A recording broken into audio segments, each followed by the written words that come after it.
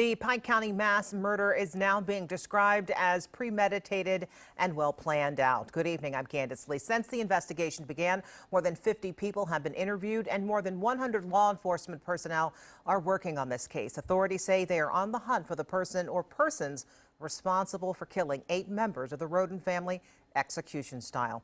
Here was the view from Chopper 4 this afternoon. While there's no word on a motive yet, Ohio Attorney General Mike DeWine did confirm at a press conference that 3 marijuana growing operations were found at some of the crime scenes.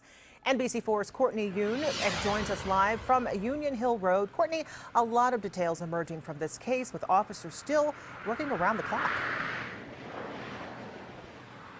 Yes, Candace, as you can see here, you can see sheriff's deputies still guarding Union Hill Road, which leads to the crime scenes where members of the Roden family were murdered. And today at that press conference, we learned a lot about the investigation, what they found inside the crime scene, including those 3 marijuana growing operations, as well as what officials call a well thought out and pre-planned execution. A family was targeted, most of them targeted while they were sleeping.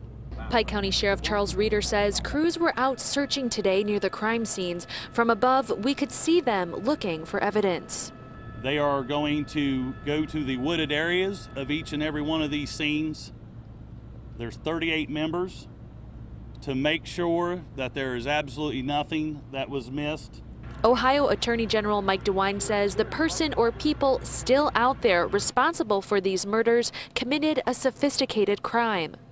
And those who carried it out were trying to do everything that they could do to hinder the investigation and their prosecution. Sheriff Reeder reiterated tonight that he does not believe there is a threat to the local community at large. He says the Roden family has been specifically targeted in these killings, but he is asking all residents to report anything out of the ordinary. I can tell you, if you are fearful, arm yourself.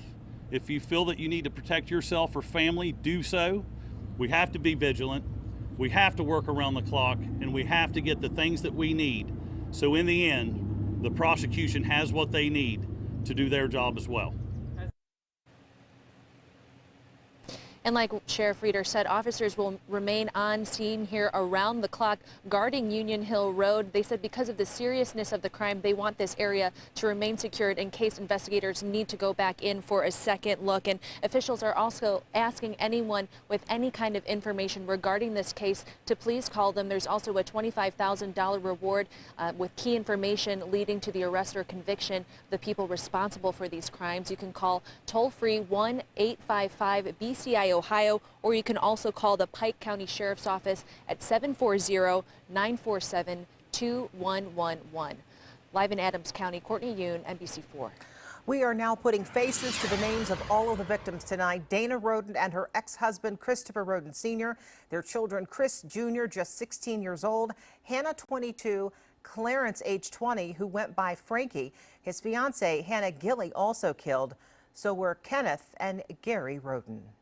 We are learning more details tonight out of this investigation. 7 autopsies have been completed. The 8th will be completed tomorrow. Authorities have executed 5 search warrants and 4 crime scenes have been processed.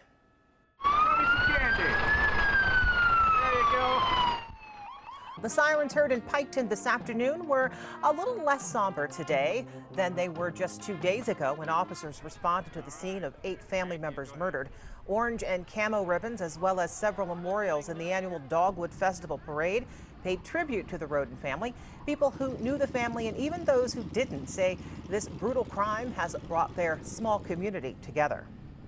It's affected pretty much the whole community, you know. I mean, with that still going on and nobody being caught, you know, that is affecting a lot of people because you don't know what's going to happen next. I woke up sad and just, I don't like the thought of my best friend being gone.